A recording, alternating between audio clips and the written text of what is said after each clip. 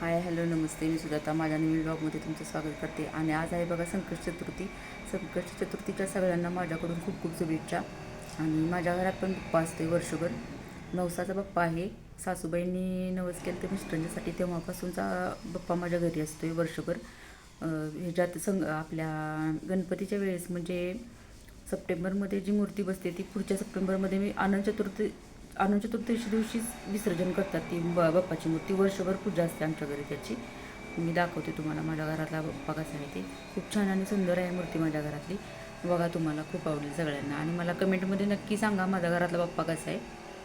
थांबा मी दाखवते तुम्हाला. हा बघा माझ्या घरातला बाप्पा आहे.